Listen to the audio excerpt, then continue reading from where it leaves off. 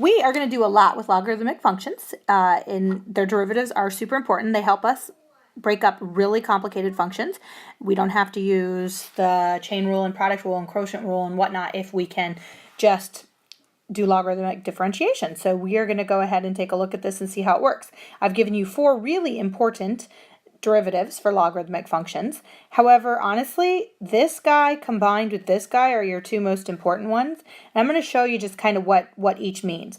If you look at the difference here is that the first one has a log of any base. And this one right here is a specific log, the log base e, as well as the other 2. Also, I would definitely get this memorized. Anytime you just have ln x, ln y, ln z, ln whatever, its derivative is just 1 over itself. All right, so let me show you how these work.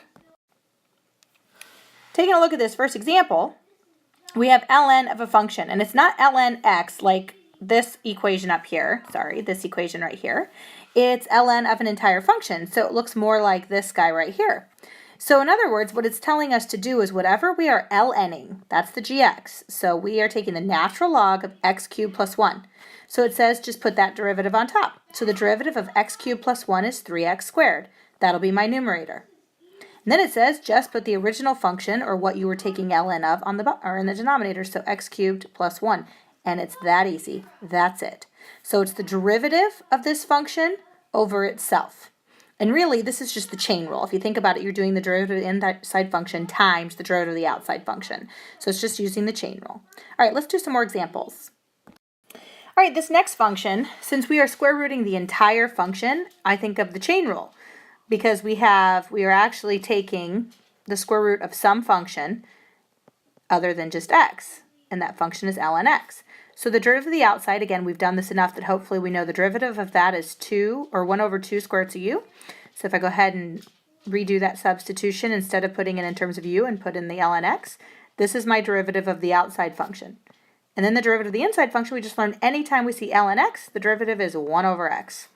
So now, using the chain rule, I know that I need to multiply these 2 things together.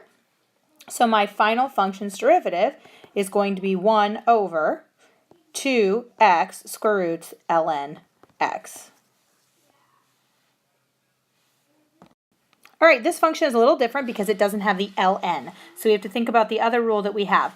And that first rule that I gave you basically said that if we have the log of anything, that it's 1 over itself, ln its base. For example, if we have log of some other base other than e, base a, let's say, of a function, x, then its derivative is 1 over itself, so that's x, ln its base.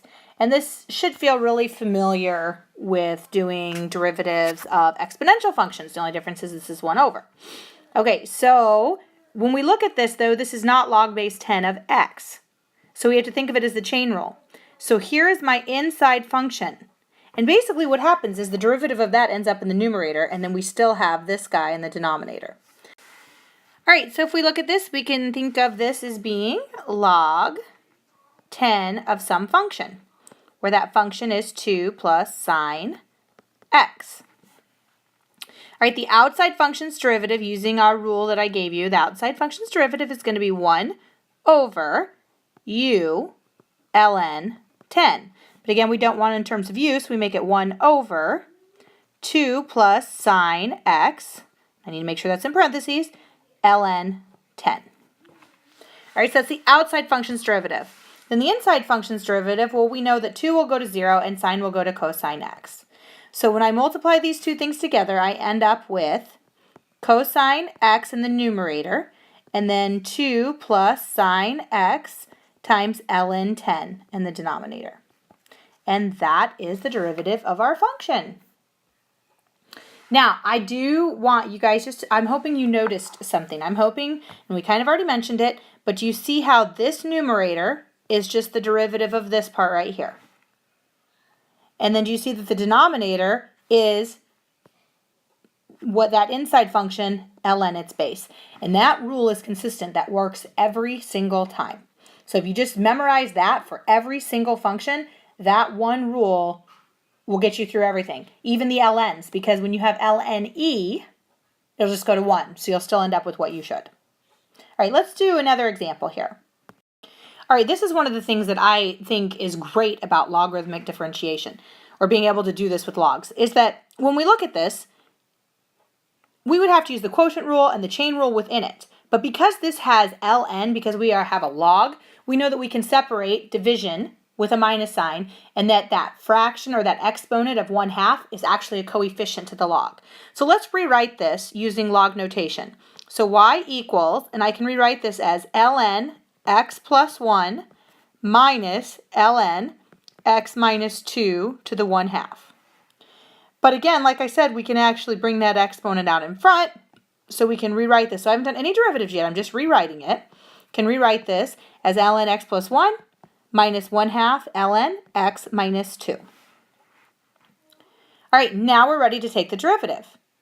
And so if you remember our pattern, if you remember what we do when we have this, y prime is going to be the derivative of this guy, which is 1, over itself, ln its base. But lne will just go to 1. So like I could go ahead and put the lne here, but I know that's going to go to 1, so I really don't need it. And then minus 1/2 times derivative of this is 1 over x minus 2, and again, lne, but that's going to go to 1. So our final answer is y prime, or for y prime, is 1 over x plus 1 minus 1 over 2 times x minus 2.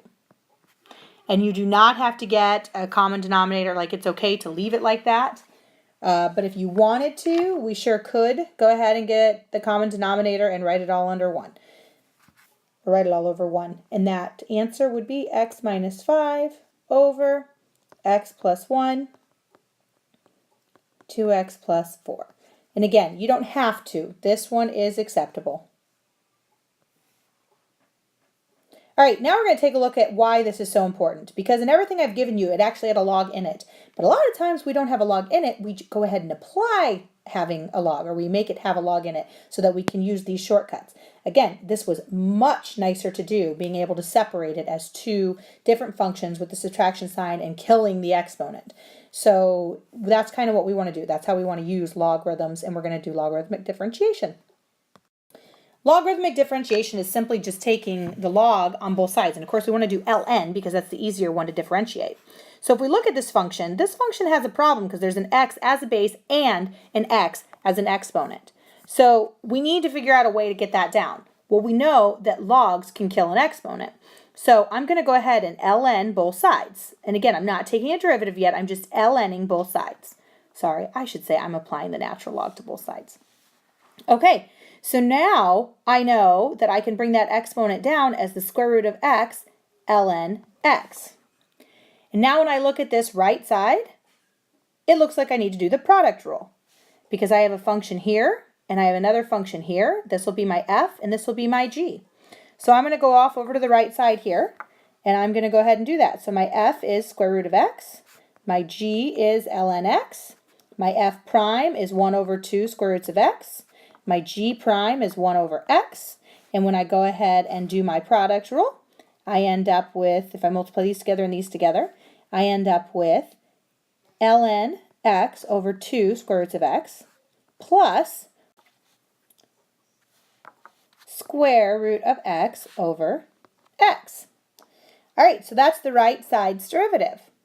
But now, because we have ln y, that's not solved for y prime. Like I need to do y prime. So we're going to go ahead and combine implicit differentiation with with logarithms to do logarithmic differentiation. So I know, using the rules that I have on this left side, that I take the derivative of this function over itself. And that's the chain rule with implicit differentiation. So I have y prime over y equals ln x over 2 square roots of x plus square roots of x over x. Now, just like before with implicit differentiation, we simply get y prime by itself. So all I have left to do is multiply both sides by y. And actually, since we know what y is from the beginning, it was already solved for y, we can go ahead and put that in. So it'd be ln x over 2 square roots of x plus square root of x over x, and then finally multiplied by x to the square root of x. And that would be our final answer. All right, I think that we probably need to do another one of these. So I went ahead and just made up one here real quick. And I'm going to show you why we want to use logarithmic differentiation. When you look at this problem that I just did, if I asked you to find y prime, you're going to have to do the product rule, the quotient rule, and the chain rule twice. And hopefully you guys can pick that apart and you can see where that would be necessary.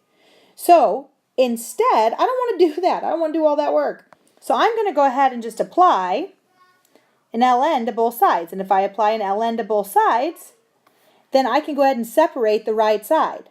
The right side will become 3 times ln 3x squared plus 1, because I can kill that exponent. Then I can add ln 2x squared plus 3, and then I can subtract 1/2 ln 5x plus 1. So again, all I did here was I applied ln to the right-hand side, and then when I was multiplying, I added. When I was dividing, I subtracted, and I killed any exponents that I could. All right, so once we get to that point, now we can go ahead and do the logarithmic differentiation using implicit differentiation. So my left side here is going to become the derivative of the inside, which would be y prime, because I'm differentiating with respect to x, over itself, and that's going to equal 3 times, and then we learned that it's the derivative of the inside, so 6x over itself. And again, remember that if these weren't ln's, you would also have to then multiply by ln the base. But that's the point of logarithmic differentiation. We take ln so that we don't have to do that. All right, on the next one, it would just be the derivative of the inside function, so 4x over itself, 2x squared plus 3. And the last one would be, again, the derivative of the inside function over itself. All right, and our last and final step is to multiply by y on both sides, because we got to get y prime by itself. And I'm going to go ahead and do some distributing here. So I would have 18x over 3x squared plus 1 plus 4x over 2x squared plus 3 minus 5 over 10x plus 2, and then that whole thing is times y, and you will forget to do that, so do not forget to do that. The whole thing is times y, which was 3x squared plus 1 cubed times 2x squared plus 3 over the square root of 5x plus 1. All right, so then that would be your final derivative for this function here. And again, I'm hoping you guys see how much nicer this was. 3 steps. A lot of writing, but 3 steps instead of product rule, quotient rule, chain rule twice. All right, if you have questions, come in and see me.